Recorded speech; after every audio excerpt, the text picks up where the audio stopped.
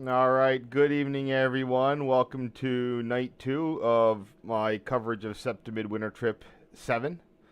Um, both as mainly as a tribute to the Eagles' most recent Super Bowl win. We're going to be covering big Philly topics and things that end in Roman numerals, specifically my midwinter trips. But they're easy because the last date match. The last two numbers match the number because there was a year zero in this case, where it started at year one. Anyway, we're picking up at Lansdale. Going to have a few more photos here, and then we're going to cut down to the Route 10, Route 13 circle, which was one of the two afternoon things that I did that day. So, we're going to start here with another photo of the relay things for land interlocking. One of them is labeled land, as is the style of the Reading and SEPTA. The other one is labeled CP land, which might be left over from Conrail or some other time where it was a controlled point. I always like to say this. Conrail called everything a CP. Amtrak and SEPTA and some others reserve it for when it is literally a controlled point. So a holdout signal, a double holdout signal, or things where you have, no interlocking appliances like a switch, like a spring switch kind of thing. It might sound like a distinction is about a difference, but the emphasis is on the point being having no length, and that does change some things, some of the rules slightly. For example, you can reverse in a controlled point, but you can't reverse within an interlocking.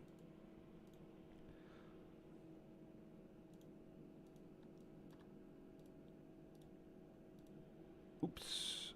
Don't need that. Okay, here we go. Oop, that's also not the one I need. There it goes.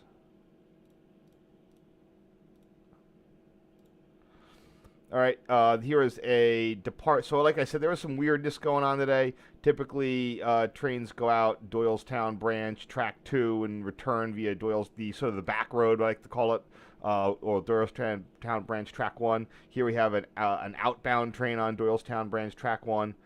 I don't know why I didn't get a picture of the signal displaying as slow clear, but that's what it should be getting there.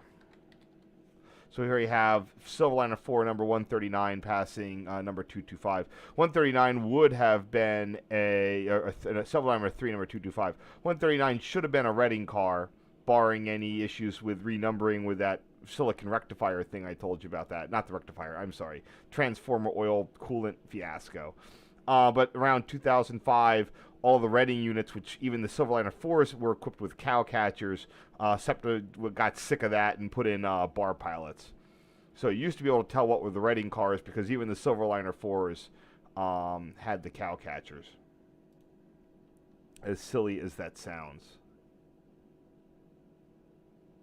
The fuck?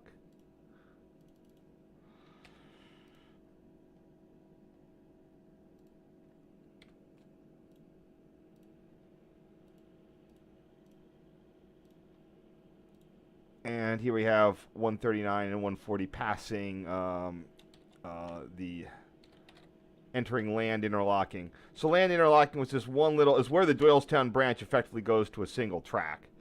Later on the Doylestown branch, you had a controlled point at Link Belt. That was a legit controlled point. And then you had a non-interlocked passing point at CP Forest. That involved it was a very interurban style with spring switches. And again, holdout signals. Looks like I did not do that. It's still very interesting when I find stuff that I cut for whatever reason.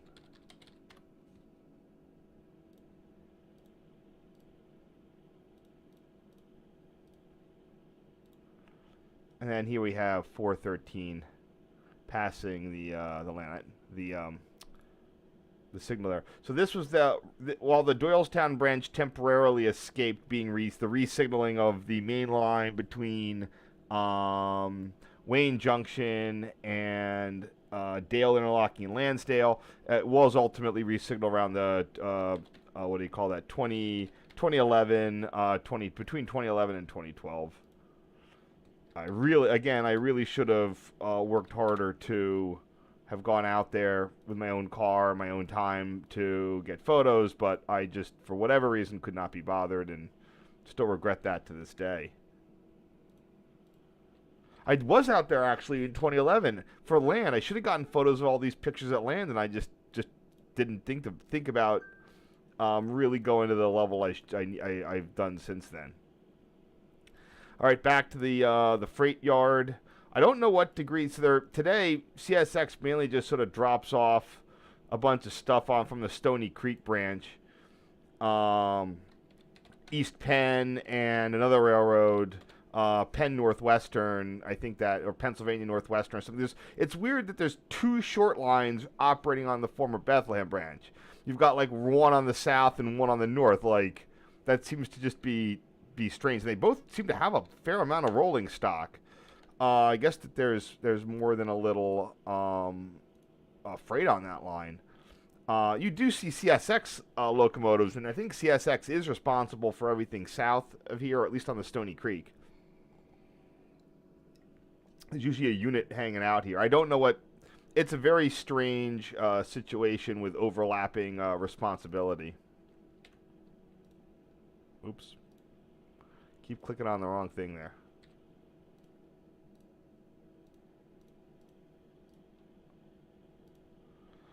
Back to Lansdale substation. You're going to see a whole bunch more substation stuff coming up here.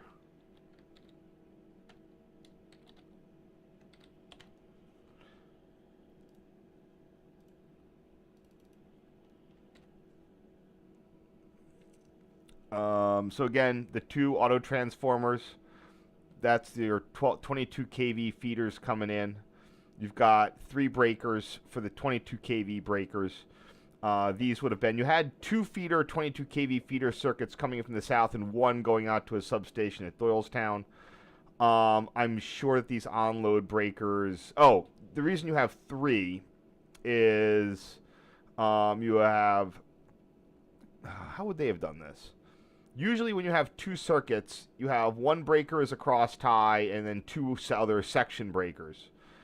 I'm not sure exactly. I have to really go through this and figure out how this stuff was being whatever. Because there's only one line to Doylestown. I guess you'd have, I guess you have a way to cross feed this and send another one out to the... You could definitely put... You could probably feed either one going out to Doylestown.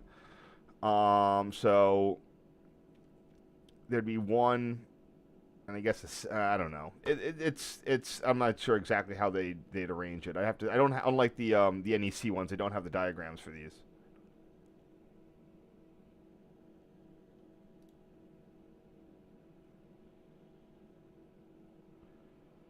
So it looks like I need to put a little bit of crop on this.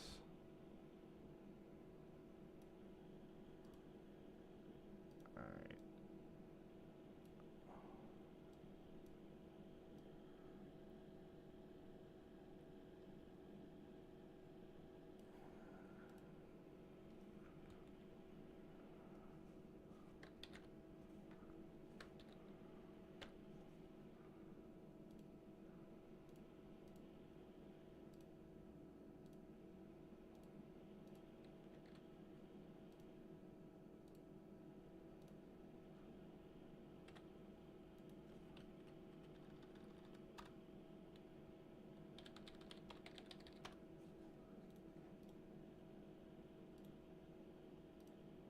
So here's an interesting bit. I was able to zoom in enough to get the data sheets on the auto transformers.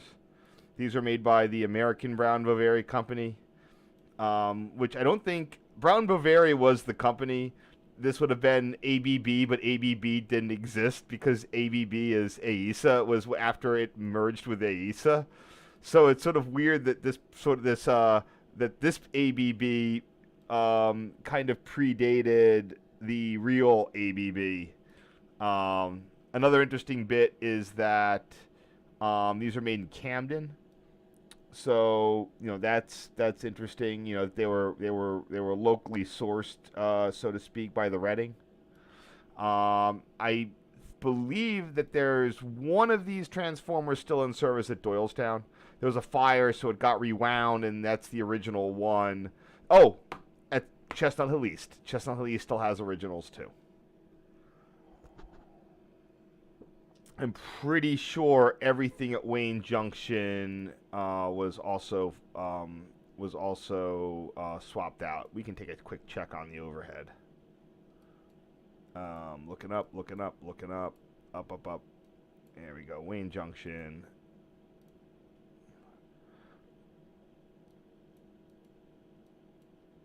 Yeah, that one's been rebuilt. Pretty sure that one's been rebuilt. Although they might have moved out the transformers that were there. There doesn't seem to be a lot going on at Wayne Junction.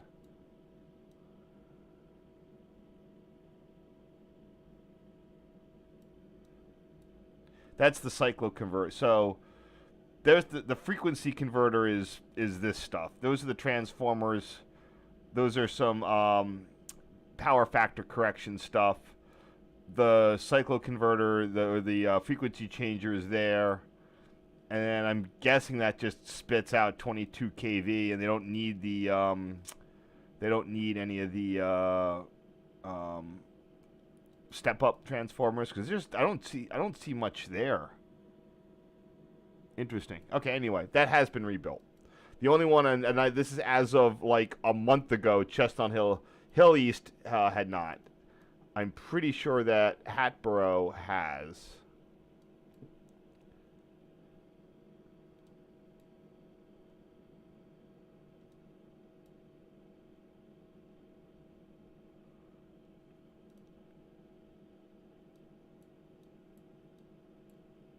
Yep. At least it looks like it has.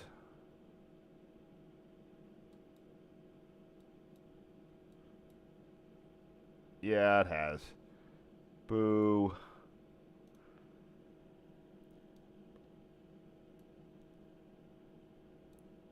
Yep. I don't know when that went in.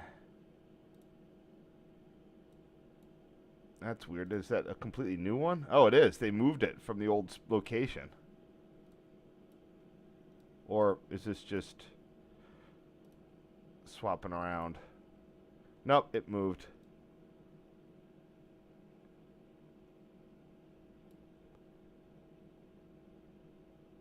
Sorry, I'm just checking out other transformers here.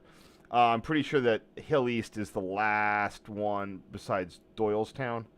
Doylestown's a little bit hard to spot because it's sort of in the middle of nowhere. It's there.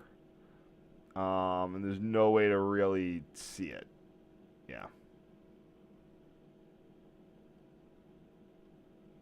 Alright, anyway. I'm definitely looking to get... So my goal here is to try to get some legibility on this. I do have additional things here. So I have a full one and then a partial.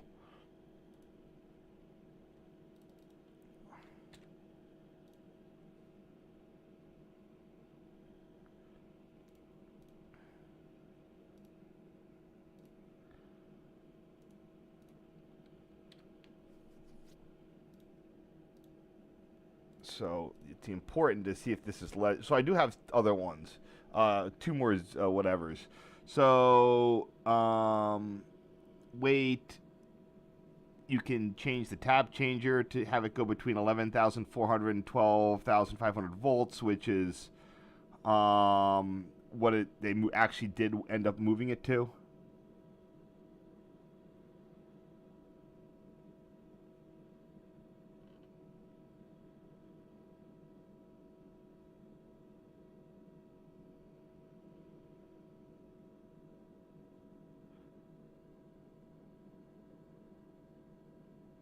36,000 is the full voltage differential.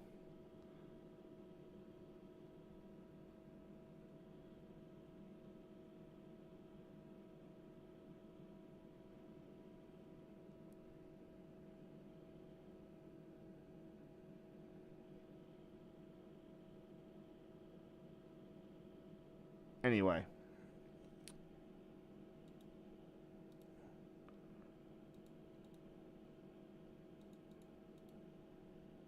I'm going to do the 2 builder's plates here. I bet these didn't get... If I was out working on that project, I would have tried to save these. These are really cool.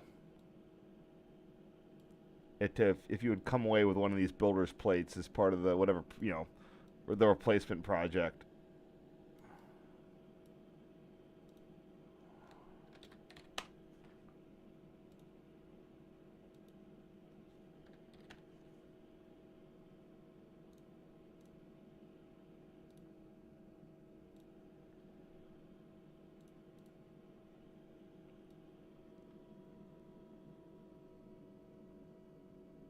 I'm trying to find the MVA rating on this. That's the most important part.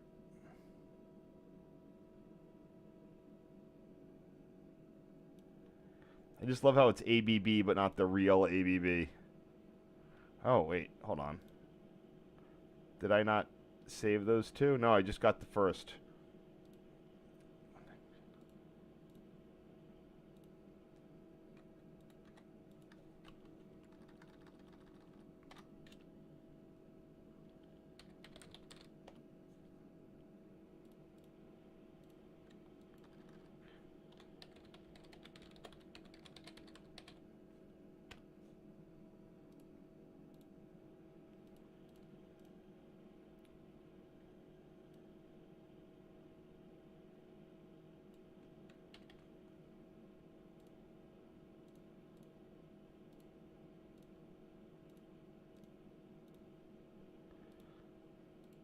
Alright, just checking a couple things. Alright, and then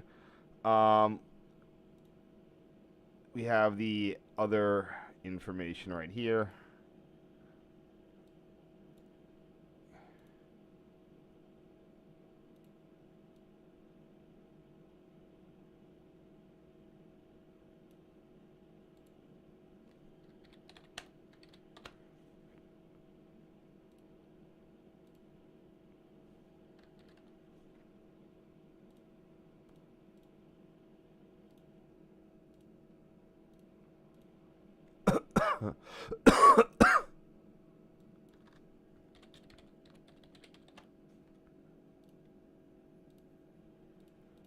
Yeah, I don't know why I can't see single phase. Oh, there's the kVA. Looks like 1,000 kVA. So 1 MVA for each of these. So if you want to do your math, that's going to be, let's see here. Let me find the damn calculator.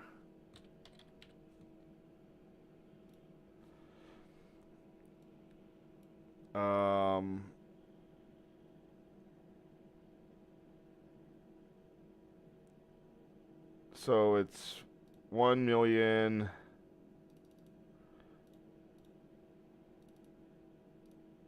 It's about 1,000 horsepower for each of these in their sections.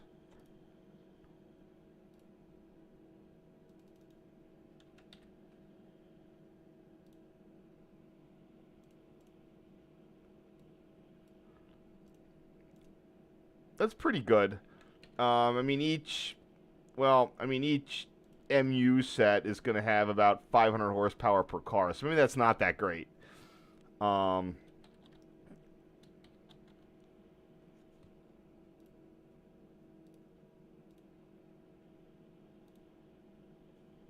of course, that's I'm guessing that's going to be continuous load. So they probably wouldn't blow if you just had some sort of short-term overload.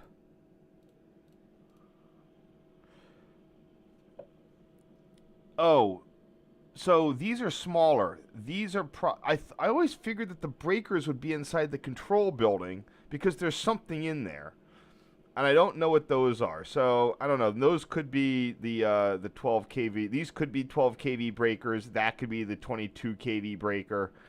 I'd really have to trace all sorts of stuff here. I don't know what would be in the building then, if not actual catenary, like smaller section breakers.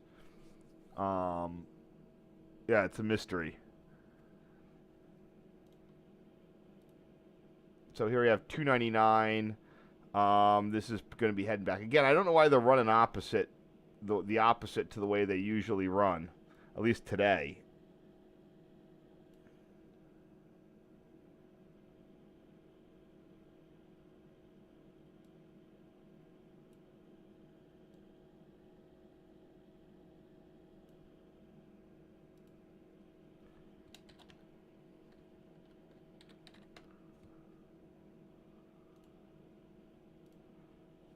$299, if you remember, I think was the same car we saw go up the line. So we basically stayed at Lansdale for an entire headway. Every time I go to Lansdale, it seems like the weather is gray and crappy.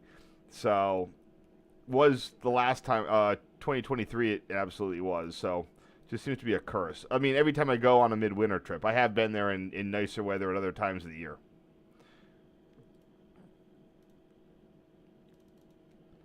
We have our Unilens dwarfs. Today they put in a little extra passenger. I'll show you what it looks like. I have that up.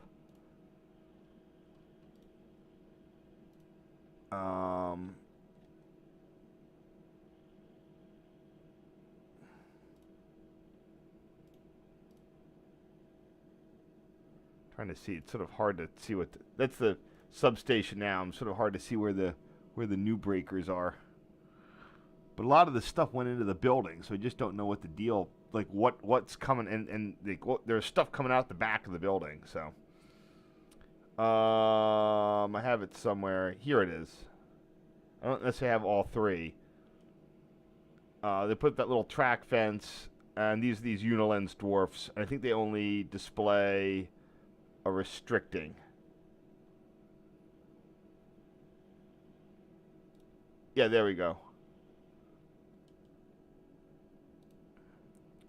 Yeah, the track fence wasn't there. That's what I'm noticing.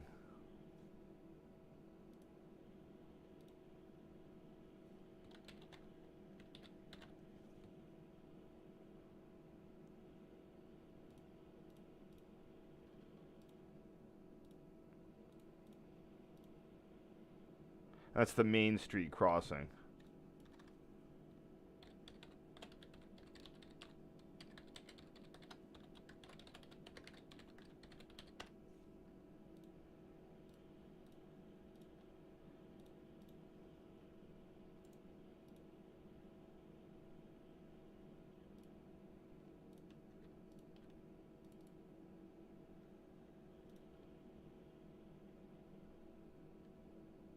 Uh-oh.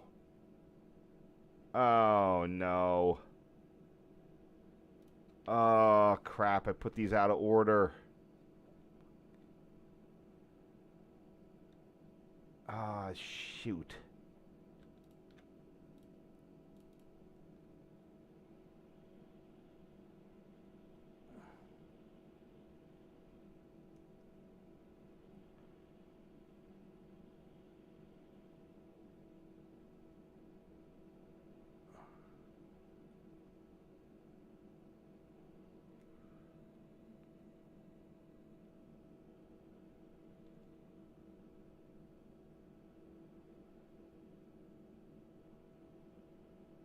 All right. I need 72, 73, 74, and 76. These got missed.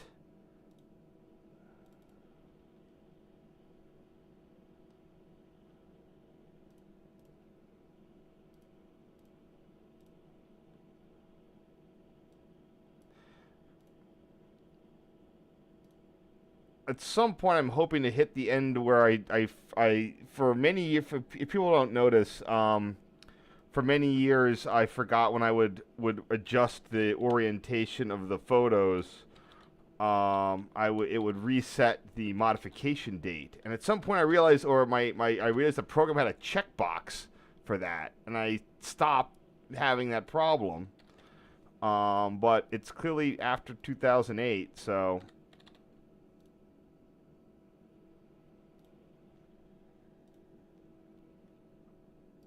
for whatever reason I didn't. I must have done the same thing back in the day too. Oh, I do have it displaying slow clear. Remember, I was like, why don't I have the signal displaying slow clear? There it is.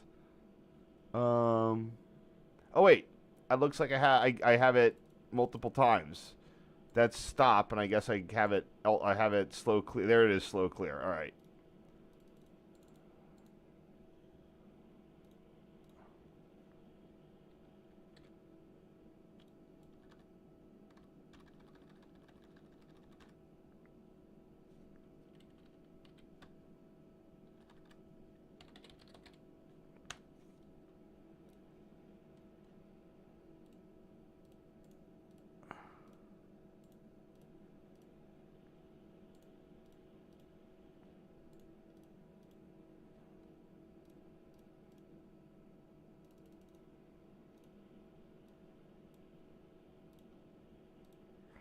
And here we have the upper portion of this. So these are GRS style Gs. Not everything in the triangular configuration is that, but these happen to be actually that. The writing would buy from both Union Switch and Signal and GRS.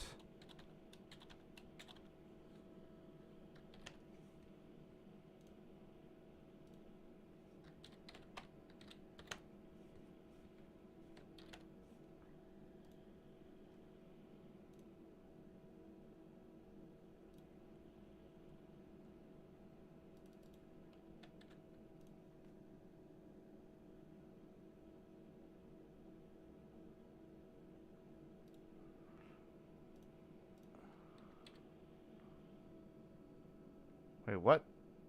Oh.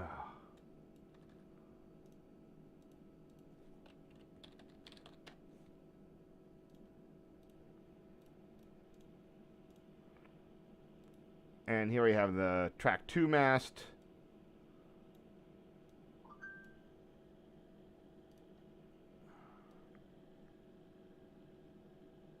My friend right now is doing the via Canadian.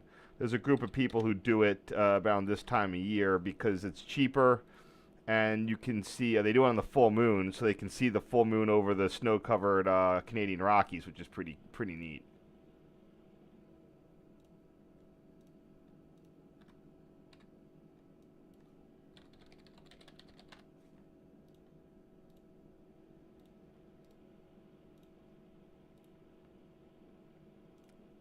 And finally, we have it displaying slow clear. I was wondering why I didn't get that slow clear signal indication, and I guess I did. Well, score that one, even though it involves me screwing up the order of the photos.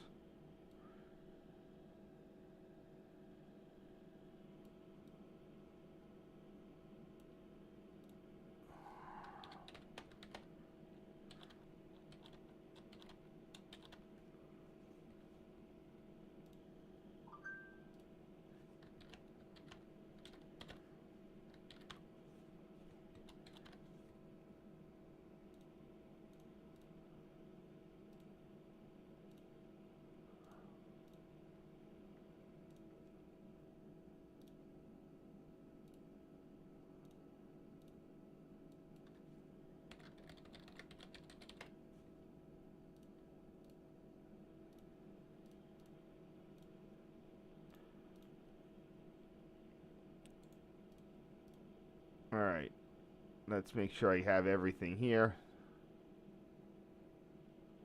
Slow clear. Got that one, that one, that one, that one, that one. I got everything to 87. Should be 16. There we go.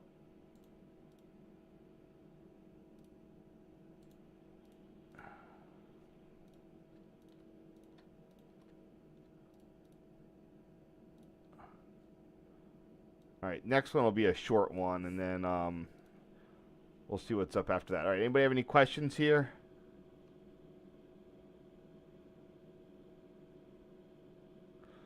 Oh, is there any? Thanks for the silver line. You know, for thanks. Whatever. Tracked. Um, if you need any specific Silverliner 2 stuff, I might have other ones. I mean, they're all up there. But if you want me to point you towards anything, I'm sure I could find something. Yeah, so in that, I when I went into the regarding inside the building, um, let me show you what I'm talking about here. Um,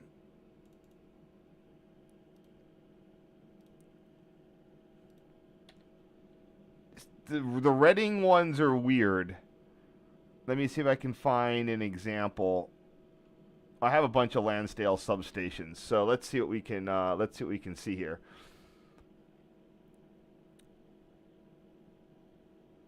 And it might be that this one is different than other ones, and I'll try to find you an example. Okay, so it appears that the Lansdale one does not have what I am talking about. It looks like everything is outside of the building, outside in the switch yard. So, oh no, never mind. There, right there. That's what I'm talking about. There's something, like something is inside the building. You can see the bushings for it right there, and then there's non-breaker like field switches right there. So something is in this building. I don't know what it is. I mean, I think it's a breaker. I don't know if it's I thought it was the 11 kV breakers, but maybe it's the 22 kV breakers. There's something in that building. I'd have to like really look at these pictures and trace. I'm sure that if I'm not going to just sit here and spend all the time trying to figure out like where everything goes. I could, but it's going to be just me talking about nothing for an hour. Let me see if I can find you guys a different example.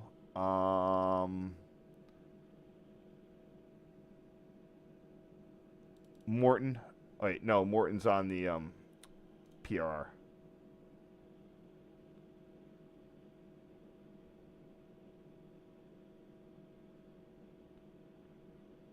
Yardley would be one that I might have photos of.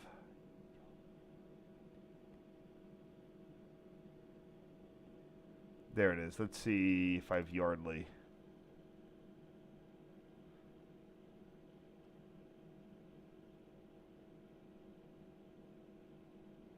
No, I don't have what's behind the building or what might be in it. The one that I want to specifically mention is on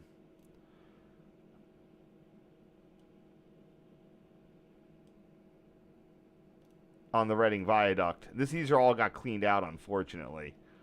But when you go into the substation, or some of them,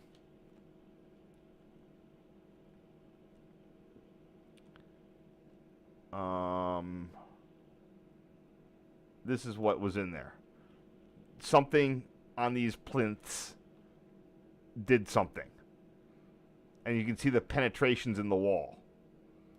So, I don't know what they did. But there is something in there. And they're different than these breakers.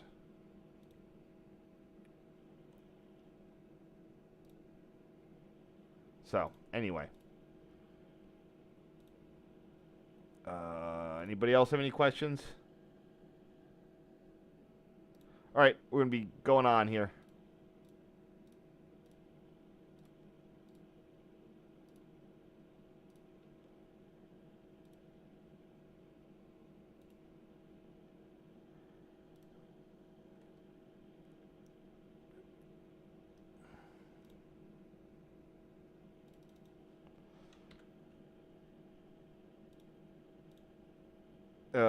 Okay. So again, I got pictures of the Unilens setups here.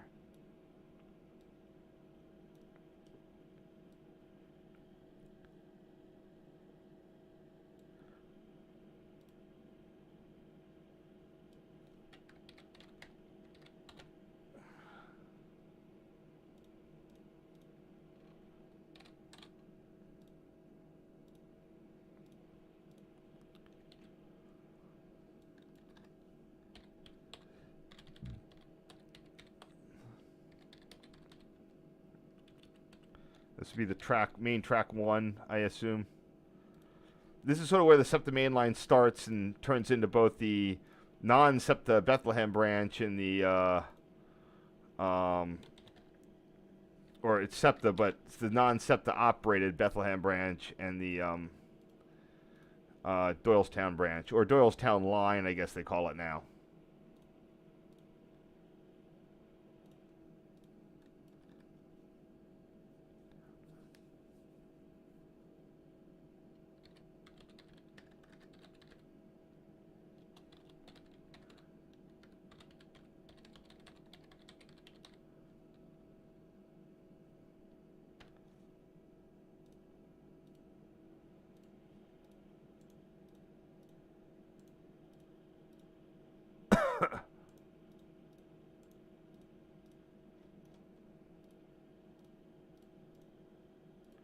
For those of you who don't know, the Unilens concept was a pre-LED display technology, if you want to call it that, where you would have 4 lamps inside the housing, each connected to a single lens, kind of like it wanted to get that whole searchlight vibe again. So they had these 4 lamps connected to a fiber optic light pipe that would then come out through a common lens assembly. Okay, sounds all right. Though since its debut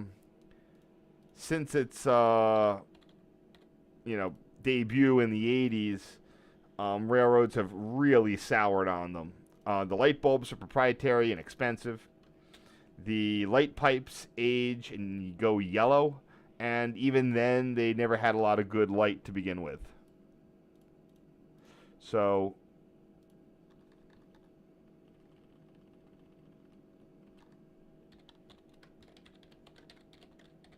railroads, I mean, except for like CSX, which still likes them, a lot of railroads have been dumping them for the LED searchlights, or in some cases have literally just put an LED searchlight in the lens assembly of it and kept the terminal block.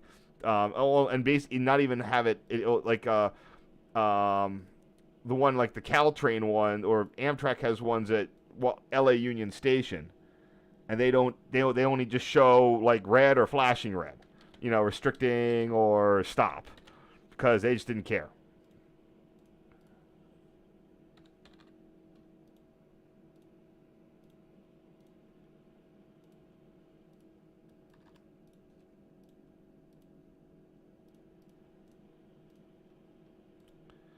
And looks like good old... So, not entirely sure what happened here. I think that, for whatever reason, the train came in and then just sort of hung out. This could also be that they might have... I don't know why this one seemed to be here a bunch. It might have been them turning at Link Belt instead of at the station. I don't know. I think 299 is on the end of this. It's so weird to have half-hourly service to Lansdale. That's what it used to be, hourly to Doylestown, half-hourly to Lansdale. I don't think it's doing that. I think it's just hourly now to Doylestown. Just nuts that we have such worse service 20-something years later. Transit was going great guns until COVID, and it just got destroyed.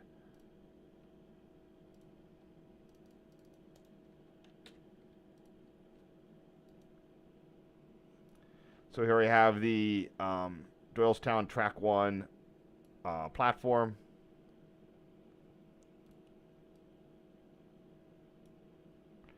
They have, again, that little CC sign is the crossing, where you creep up to that sign to activate the crossing, since there are no more crossing tenders.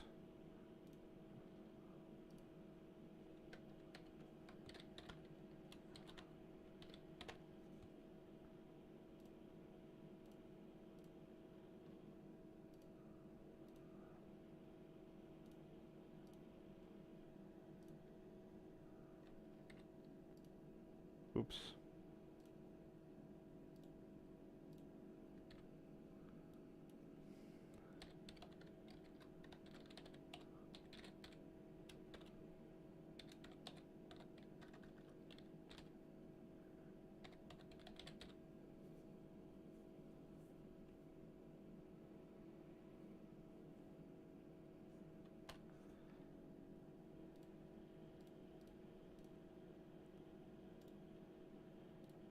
And okay, now we've skipped quite a bit here to Darby. I'm gonna actually take. I know I just took a question break. I'm gonna take another one real fast, just to see if anyone has any Doylestown stuff. Oh, here we go. um.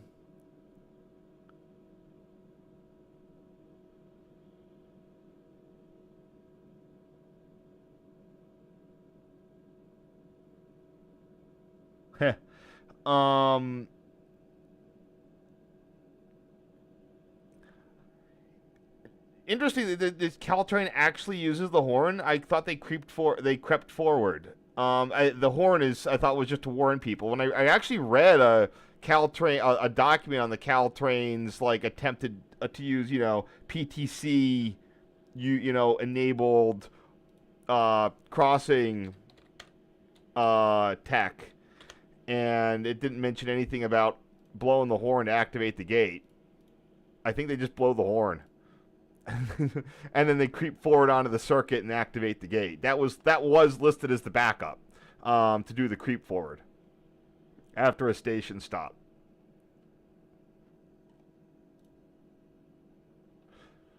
Okay. So here is our next. So we're done with regional rail. We're done with Lansdale. We're done with substations.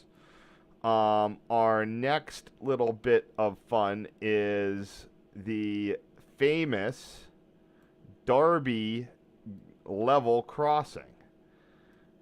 Where is this? Route 102. Okay, that's the R3.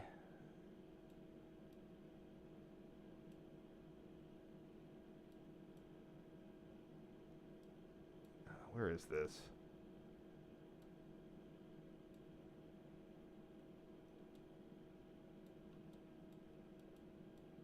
There it is. The Darby grade crossing is a diamond crossing between the SEPTA Route 11 trolley and the CSX Philly sub.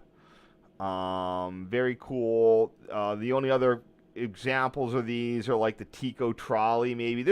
I think there's one on the San Francisco T-30, but not a major freight main line like this. For many years, no years that I can get to on Google Maps, these were literal railroad diamonds, full on, whatever, I don't know what you call them, but like there was 4 channels.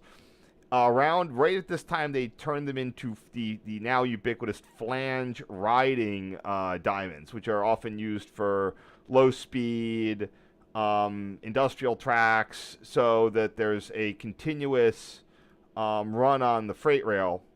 So there's no breaks in the mainline freight rail, and the streetcar will go up on their flange and cross over and then sink back down. It's a sort of a temporary thing. You can again see this prevents the diamond, the things that you get with frog, effectively have rail frogs, or those things that really cause your wear item. It looks like this has been redone at least once. So this is what it was. It was just sunk into the asphalt. And this is from 2012. Same in 2015, and then suddenly in 2017, it looks like they had to come through and make some additions, but it's still a flange-bearing diamond. So here we have SEPTA K car number 9012 crossing the diamond, the front truck.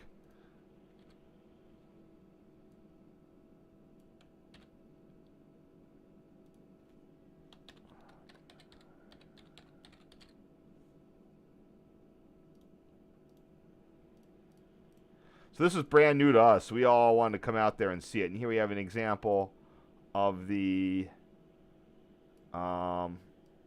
rear truck crossing the flange-bearing diamond.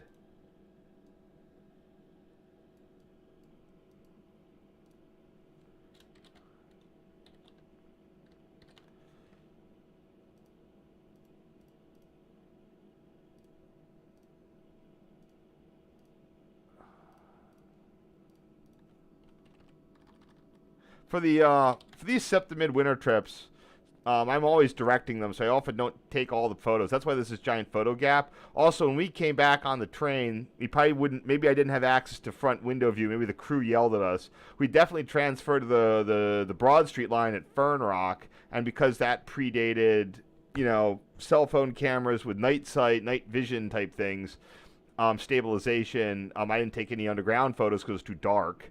Had lunch, so the next thing we're off. We got on a Route 11. Went out under the surface subway tunnel, didn't take any photos in that, and then the first chance for photos would have been here at the famous Darby grade crossing.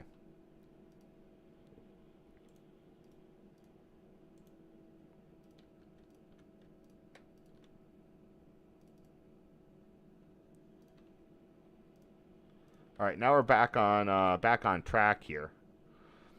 So while these load, let's see if anybody has any additional questions in the thing.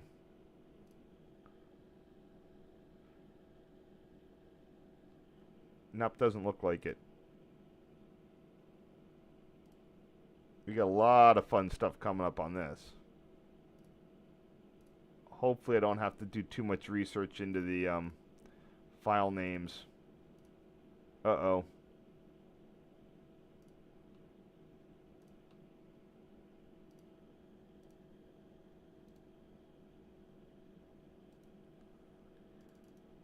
Alright. Rear of number 9012 at the Darby crossing. I think that's my friend Fred G there taking an action photo.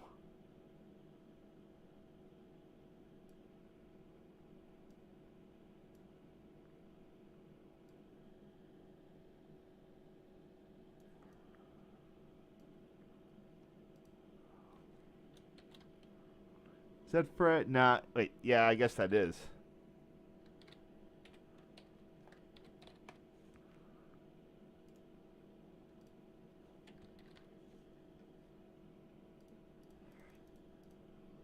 Yep, that's Fred.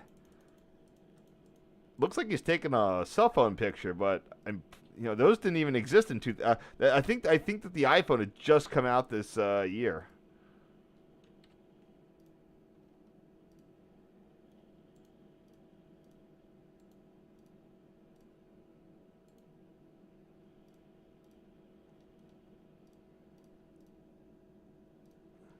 So here's a neat bit. There was a signal pulled up at Darby interlocking, an approach. I took 2 pictures. Only one of them. I got this one with the car, or this one with a lady. Not entirely sure which one I should do here. Maybe I don't care about.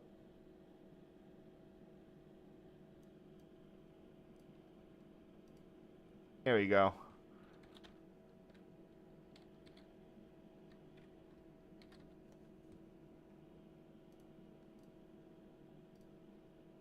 So that would be the Philly sub. So let me take a quick check here.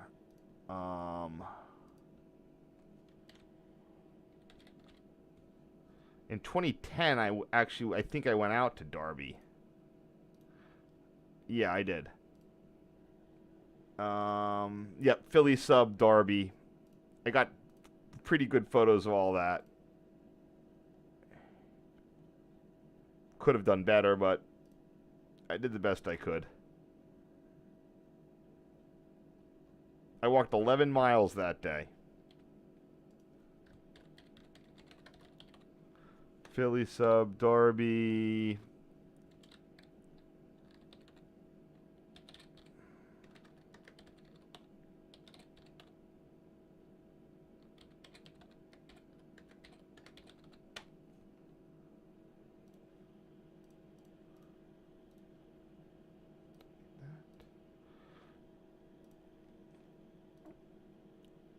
So the question is,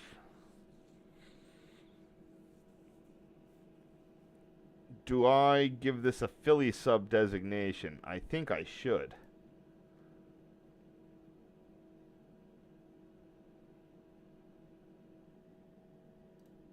Yeah, I should. That means I'm going to need to go get a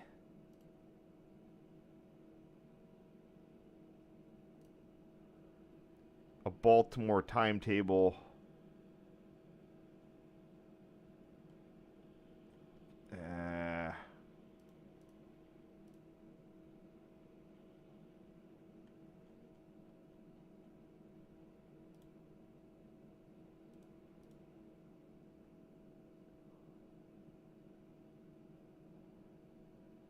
2005 Baltimore is a good one.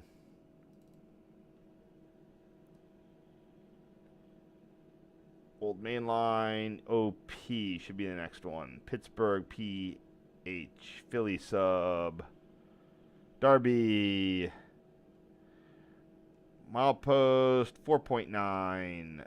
Plus about a few more. So, what is that going to be like? Milepost, like 5.1? I should look for that. I should look to see if the sign is there. There should be a milepost sign like right around here. Oop, that's not what I need.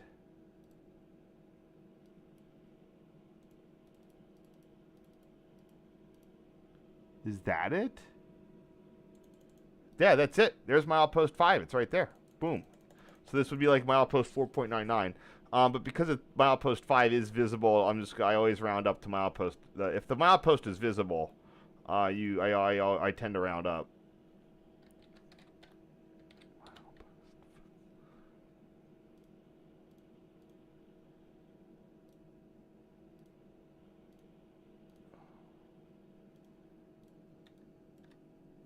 Oh, 05.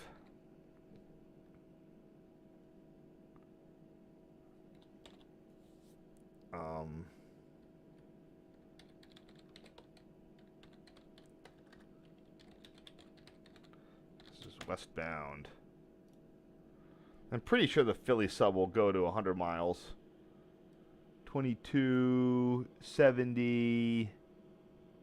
Bayview is, only 89. Okay, great. That makes that a little bit easier. So it's 05.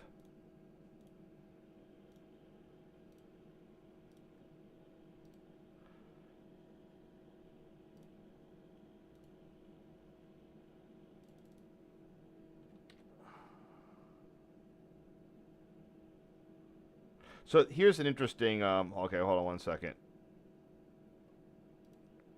So this is going to be on the Route 11. So I also don't mind, spreading the wealth. So I'll label some stuff for the CSX Philly sub, like that one. But this one I'll label as a SEPTA Route 11 photo. So SEPTA Route 11. These don't have any mileposts.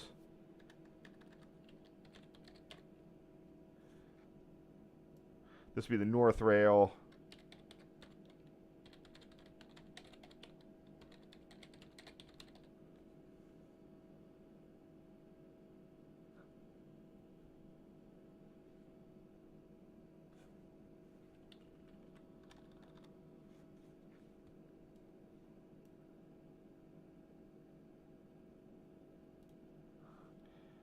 This would be the westbound diamond.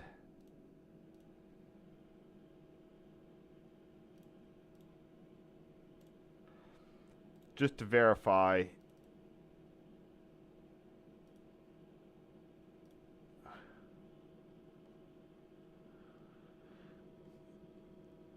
MFL, yeah, SEPTA route. That's how I generally do that. So Route 34, Route 15, SEPTA Route 11, Darby Grade Crossing, 2013 Flange Grooves. There we go. Boy, those wore a lot.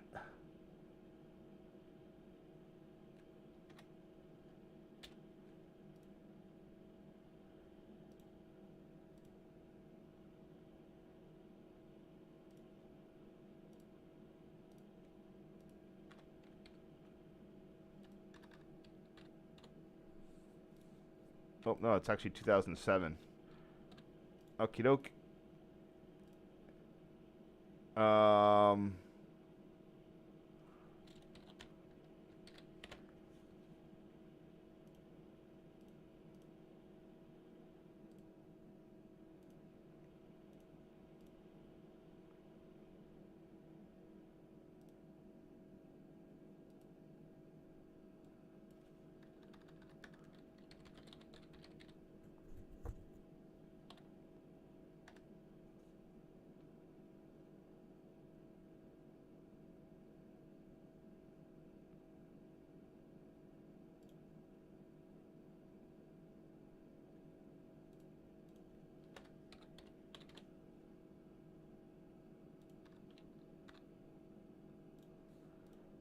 I'll assign that one to CSX.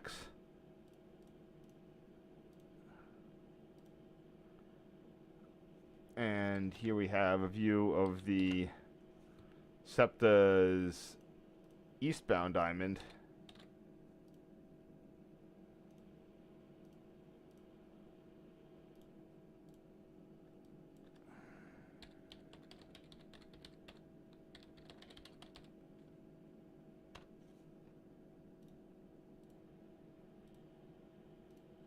Wait.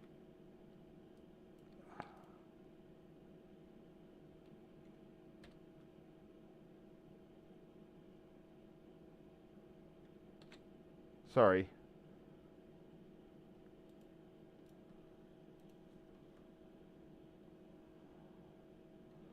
Oh wait, that's not eastbound. That is a westbound angle. It's kind of both. All right, next.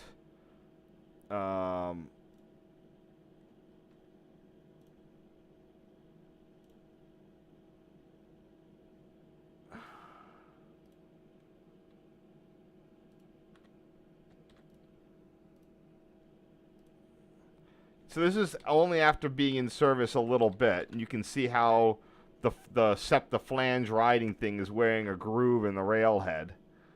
I guess it's brought to you by the Metal Fatigue Full Employment Act. I don't know if this ever actually caused any problems, but there's a lot of trolleys going over this.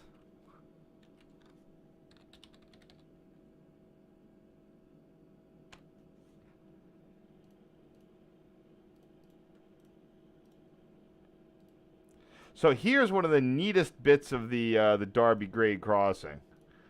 Is that they repurposed semaphore motors for the pedestrian crossings, which was just they had some of these in Cumberland. Now I don't know how many of these are left. CSX used to do this everywhere, like the B&O did this as a cost savings.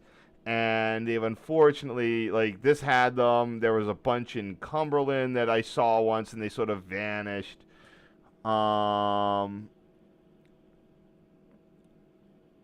this is we got a north and a south. So this is the south one. There's only two. But this is just the coolest thing ever. You could go here and still see a semaphore motor doing semaphore motor things, and it was very under the radar of like signal people, because it, was a grade crossing device, not a railroad signal. So this was just like really cool that these were around for a while.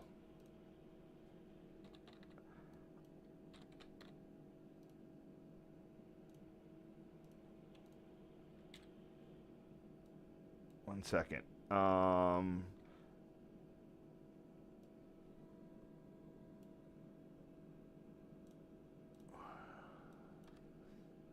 What's the name of this road?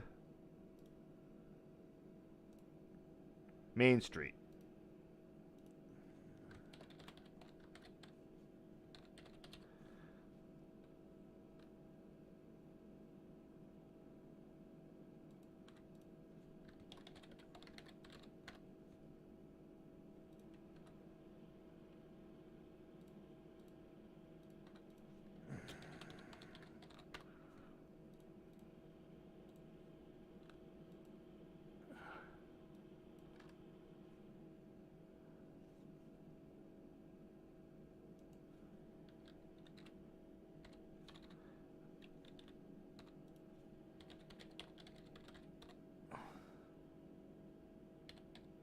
What did I call this back in? All right. Yeah, they even painted them.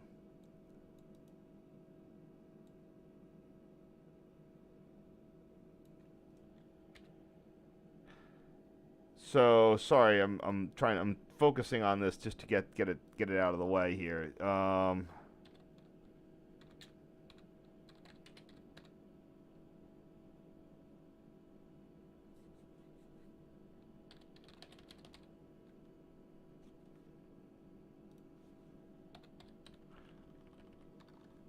Cool. All right.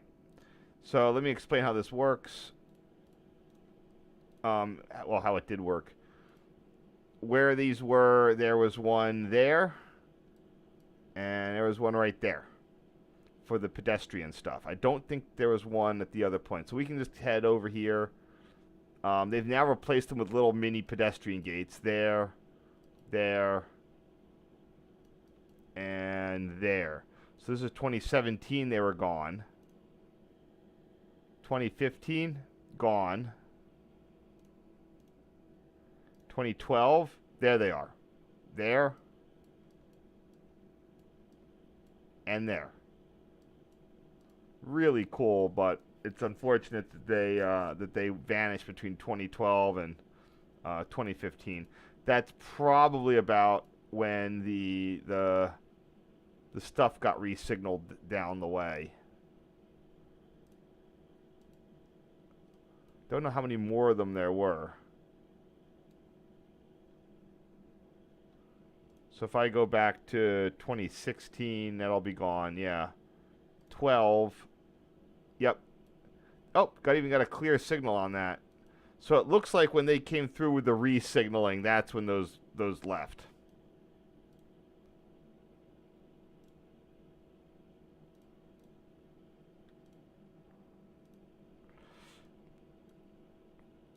There's one of my NRHS chapter members there with the semaphore. I should know who that is, but I don't. He's still alive, which is good.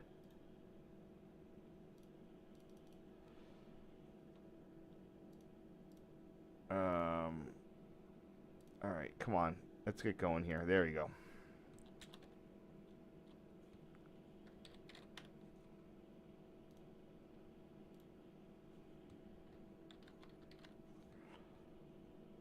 Yeah, it's just really wild that these survived for so long, and after we're down to almost no semaphores left, you know, these were more present than like everything else.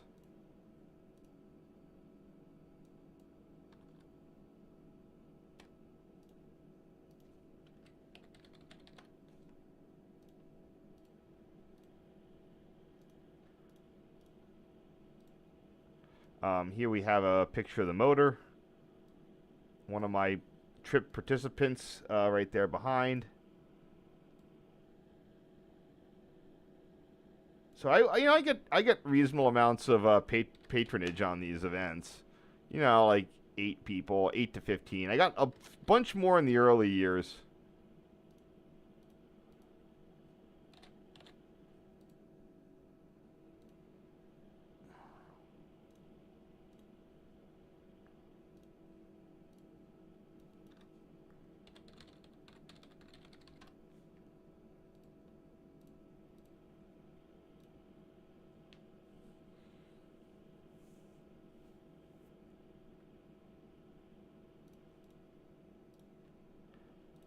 And here the rear of the motor. I forget who that guy is in the background.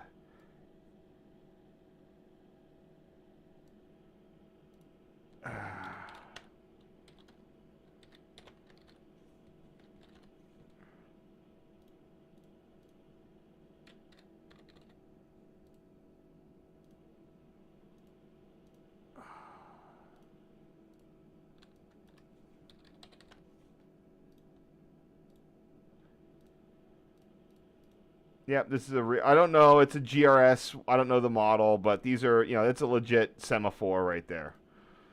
Alrighty.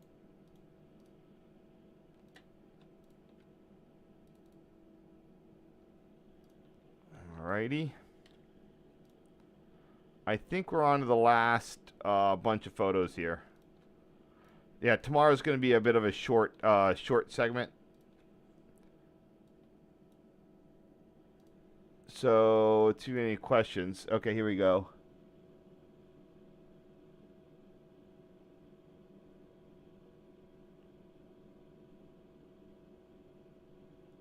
Okay, so this would have been about a year after the Steve Jobs thing. But I don't think that a lot of people would have had it yet. Oh boy. I spoke too soon on the photos. So this is an interesting story, but it's going to be an unfortunate bunch of photoing here. So we've seen the cool stuff. I'm unfortunate. I might be driving people out of the stream though. So first off, we have a cool action shot of a K car crossing the diamonds. Note the roll sign is still there. Not that LED stuff they have right now.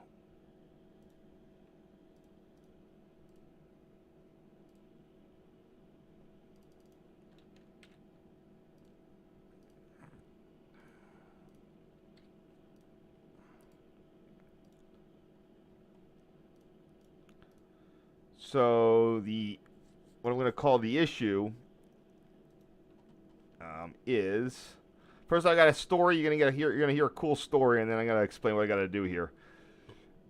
It's a little bit irritating.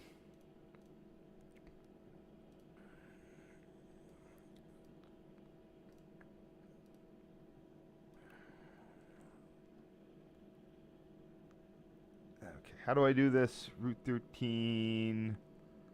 Okay.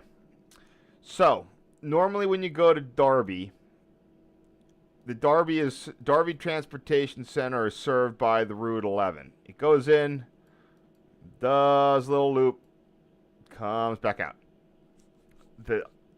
However, Darby can also be reached via the Route 13 alignment. Normally, the Route 13 goes to the Yaden Loop, but a few rush hour trolleys, there's one right there, or diversions or shop pull-ins will continue on via this extended Darby run. The weird thing is that train or streetcars from Yaden can't return to Yaden. They've removed that ability for whatever reason. So in the old days, a Route 13 could come here, go there. There's the switch. You can see it. And then it ends in this parking lot. It then travels on a right of way, which is still there, turns there, and comes out there. I'll zoom in on that for you. Wait, where is this? Okay, Main Street, Darby Loop. It's still there on the sidewalk. They've removed the switch. There. There is the trolley right-of-way that would allow 13 trains to return to Yaden. But they removed it. I don't know why. There's the switch. They would have pulled in right there and gone up. Again, the right-of-way is still there. There's this private right-of-way. There's people's fences are absorbing the right-of-way. Loop in, come out there. So, normally there's only a few rush hour trains that will go this route. They'll go and they have to do a pull. They either have to return as an 11 or they got to go back to the yard. And they don't tend to run midday, and there's very few of them. However, this time, we got on an 11 expecting the operator to loop around and we'd take the 11 back. And he's like, oh, I need to go back to Philly via Yaden. Do you guys, it's going to be non-rev, but you want to come? And we're like, absolutely. So we get treated to a non-standard midday, a rare mileage thing to the Yaden Loop via Darby. And, of course, it's a K car, so I can go to the back and get photos out the back. Now, back in the day, I just numbered these sequentially, which is a thing I don't tend to do anymore. First off,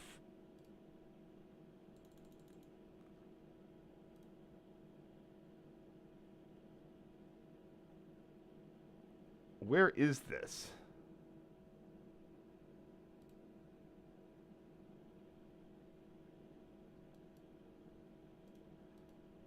That's not what I want.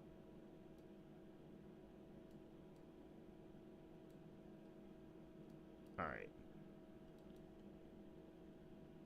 Okay, yeah, there is a giant. So the first thing is at Main and 9th Street. So this is going to be a Route 13 or Route 11. Oh,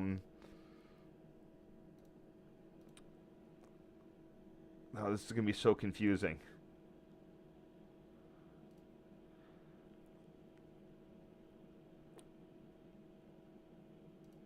So this is still technically a Route 11.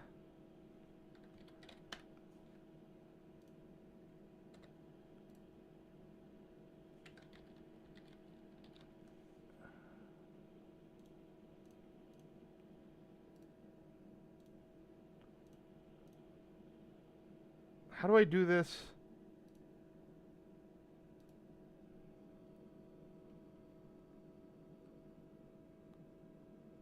Okay.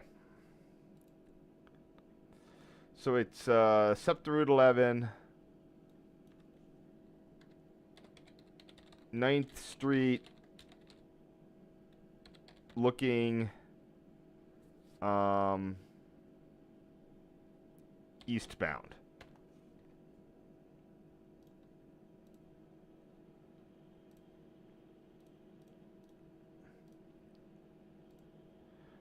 Now here we have a Route 13 because we've now switched from Route 11 to Route 13, and we're looking at the Darby Loop, also now in the westbound direction.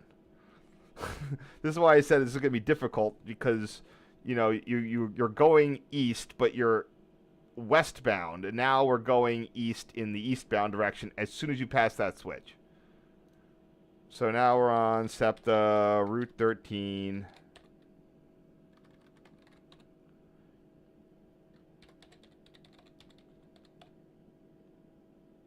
Looking westbound.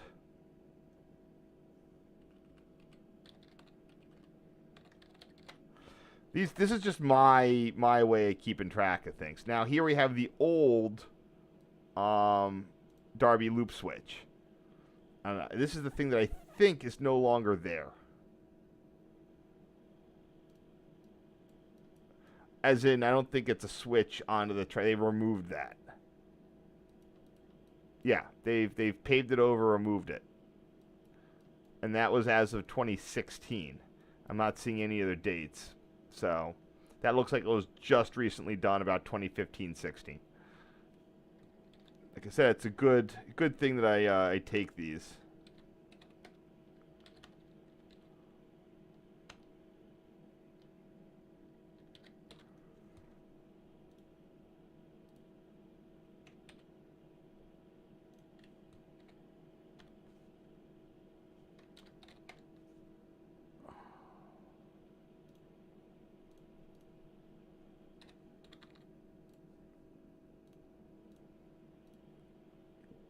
So Route 13.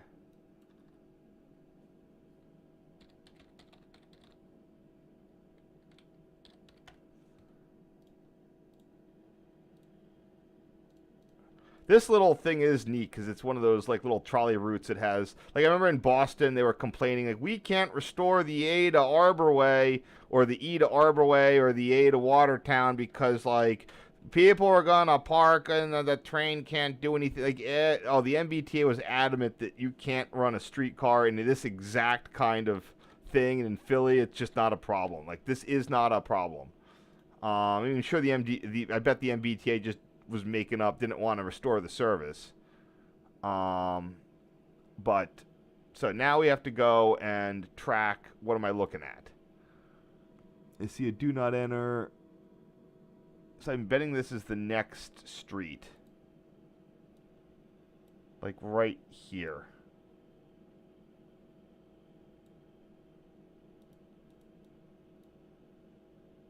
Yeah, that's about right.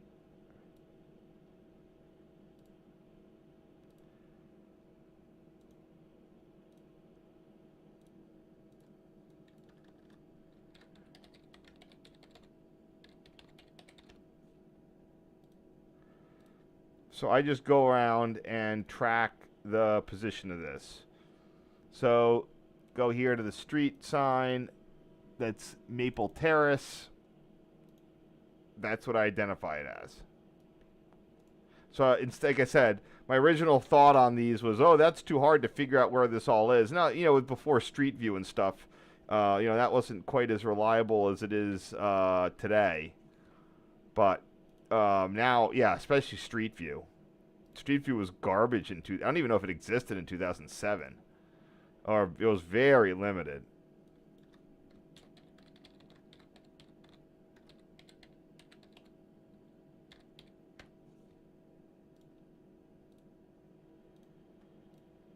Oops.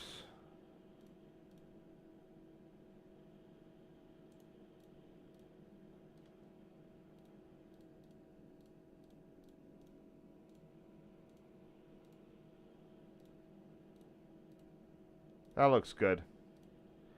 And now we have a curve. So what's happened? Past Maple Terrace, we are on the curve at Summit Street.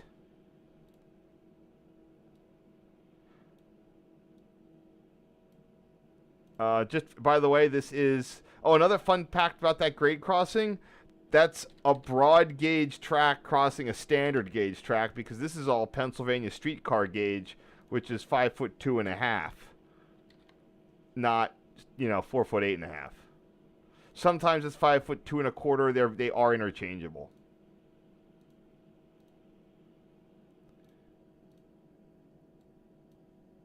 What is that? Summit Street.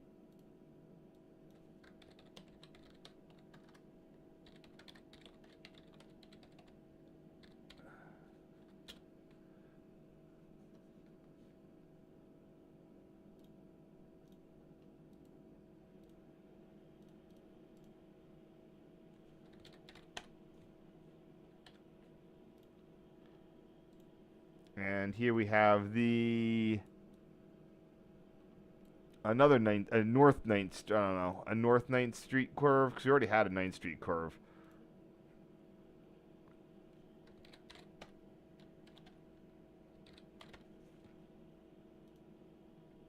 Always bad weather, but I mean, this is what you get in December in this part of the country at this time of day, localized in Philadelphia.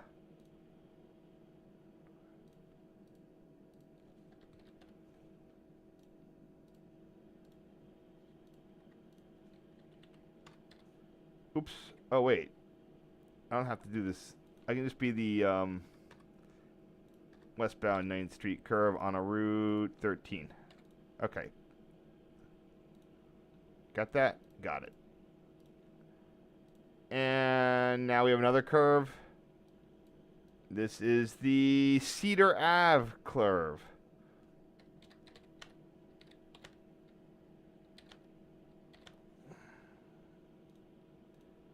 This is a neat little route that unfortunately a lot of people, it's kind of hard to get a chance to go down it.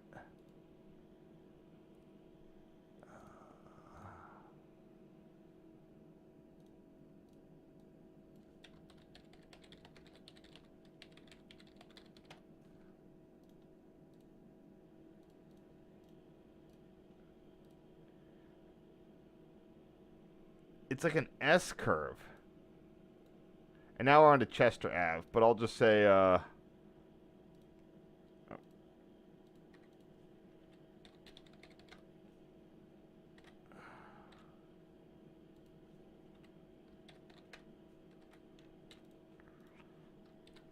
same thing, just with the car there, with the holiday Christmas tree.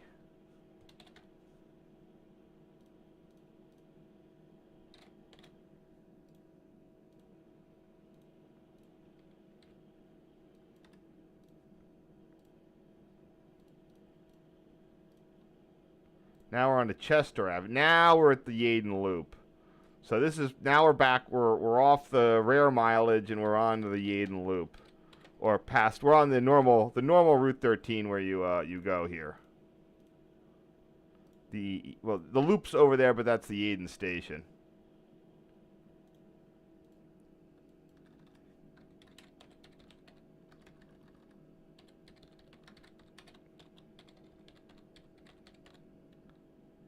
Loop exit westbound.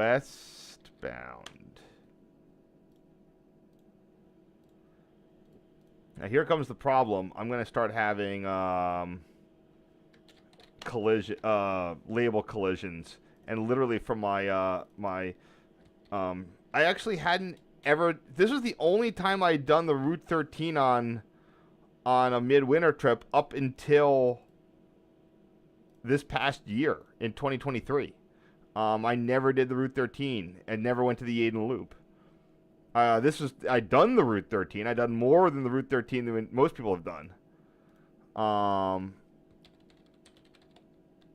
But I never went back to do anything that terminated at VII. So we're done for today. We're going to have a little bit more of this, unfortunately, tomorrow.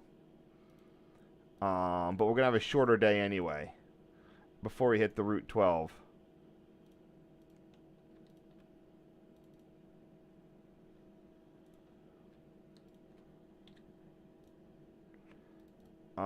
How many of these things we have, I don't know. I might cut a couple of them. I'll compare them. There's the Mount Moriah loop. There's a lot of fun loops and stuff, so we'll see what we get up to. It's going to be this many, 17. And then we have another bunch of Route 100s. So I'm going to go through here and see what cuts I need to make, because I think there's going to be a bunch of cuts. But it's going to be a pretty short day tomorrow. So, anyway, let's see if anybody have any questions here.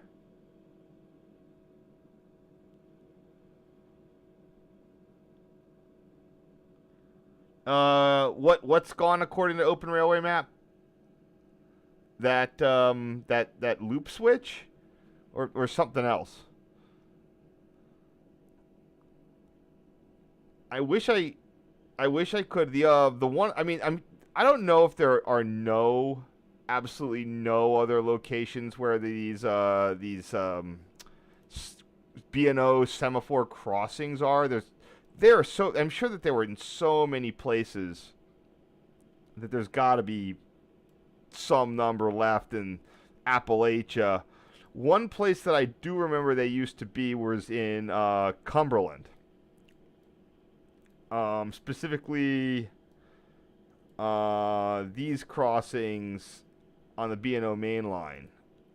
They're that one right there specifically. Let's see if I can catch it. Yeah. Wait, no. Nah, that's not it. That's not it.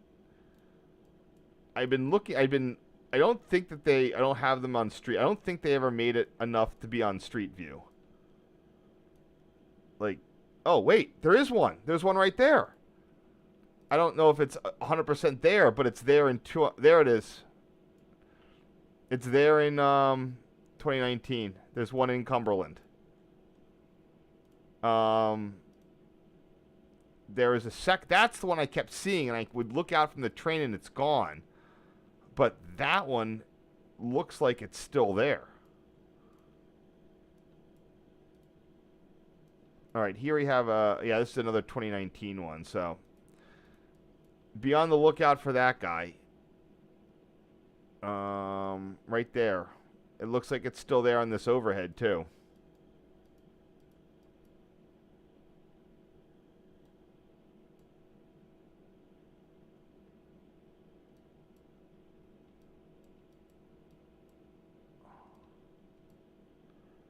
I do not see one here. And that's really the only other grade crossing. So there is one in Cumberland.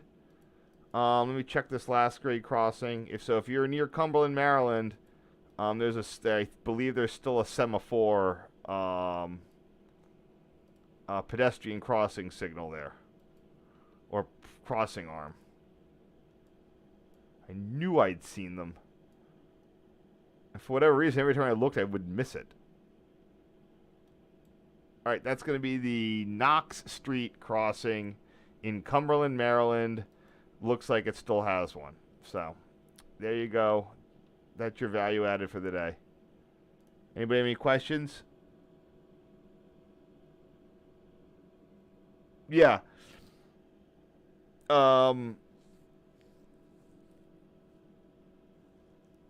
Yeah, it's gone. I mean, the rails might be there, but it's been disconnected for years. Anyway, I should get going. I'll let you guys go. Have a great day. I will be back tomorrow. Expect a shorter session. All right. Have a wonderful night.